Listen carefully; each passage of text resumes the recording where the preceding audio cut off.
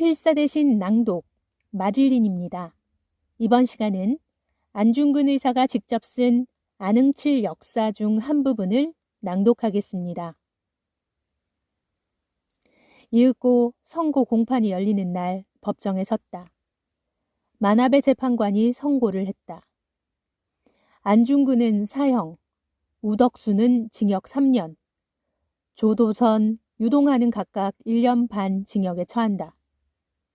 검찰관의 구형과 같은 형량이었다. 그리고 재판장은 공소일자를 5일 이내에 다시 정하겠다고 말하고 더 이상 말도 없이 부랴부랴 공판을 끝내고 가버렸다.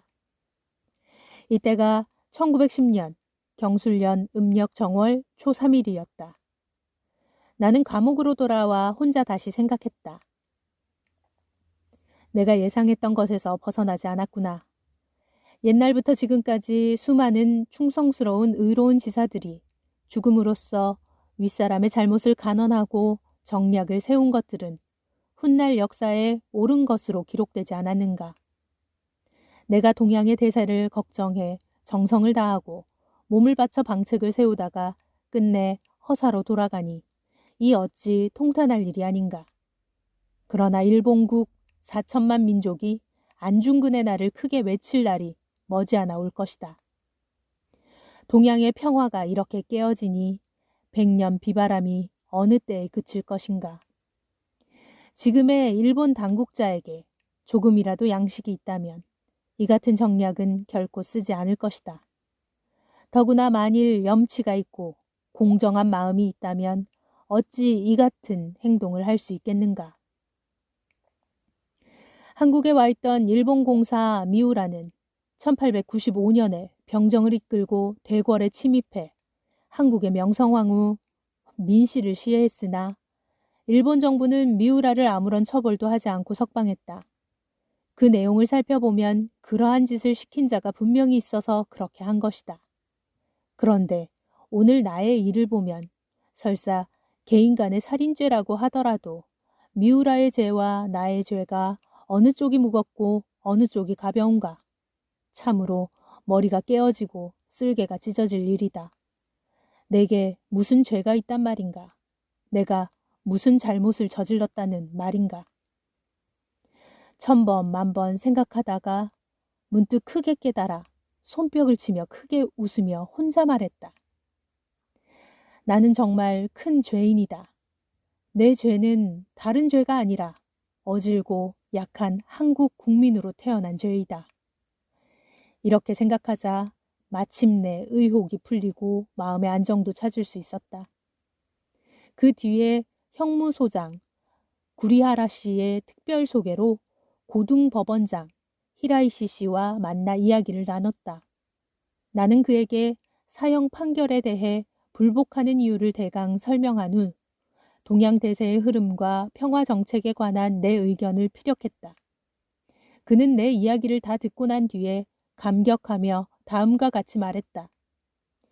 내가 그대를 깊이 동정하지만 정부 기관이 하는 일을 어찌할 수 있겠소. 다만 그대가 진술하는 의견을 정부에 보고하겠소. 나는 그 말을 듣고 고마움을 표하며 요청했다.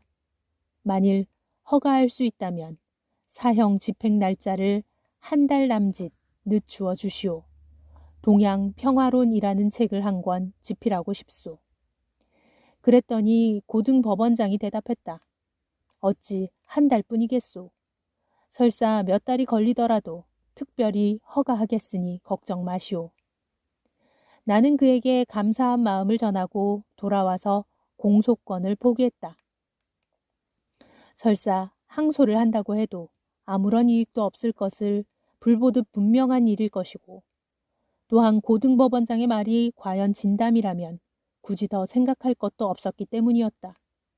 그래서 동양 평화론을 저술하기 시작했다. 한편 그때 법원과 감옥의 관리들, 내가 쓴 글을 기념으로 간직하겠다며 비단과 종이 수백 장을 사넣어주고는 글씨를 써줄 것을 부탁했다. 일이 이렇게 되고 보니 나는 필법이 능하지도 못하면서 또 남의 웃음거리가 될 것을 생각하지 못하고 매일 몇 시간씩 글씨를 썼다.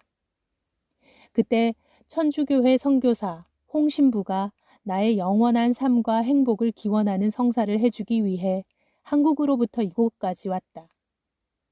홍신부를 만나니 꿈과 같고 그 기쁨을 감당할 길이 없었다. 나를 다시 만나자 홍신부는 내게 천주교리로 훈계한 뒤에 다음 날은 고해 성사를 받아주었다. 또 그 다음 날 아침에 다시 감옥으로 와서 성 제델의 미사를 거행했다. 이때 나는 영성체 성사를 성스럽게 받음으로써 천주님의 특별한 은총을 받게 됐다. 그 감사함은 이루 말할 수 없었다. 이때는 감옥에 있던 일반 관리들이 모두 함께 참례했다. 그 다음 날 오후 2시쯤 홍신부는 다시 내게 와서 말했다.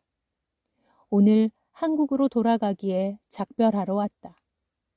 홍신부와 나는 몇 시간 동안 이야기를 나눴다. 마침내 홍신부는 헤어지기 위해 내 손을 꼭 잡고 말했다. 인자하신 천주님께서는 너를 버리지 않을 것이다. 반드시 걷어주실 것이니 안심하여라.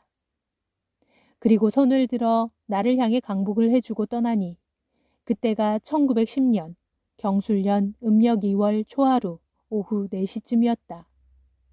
이상이 안중근의 32년 동안 역사의 줄거리다.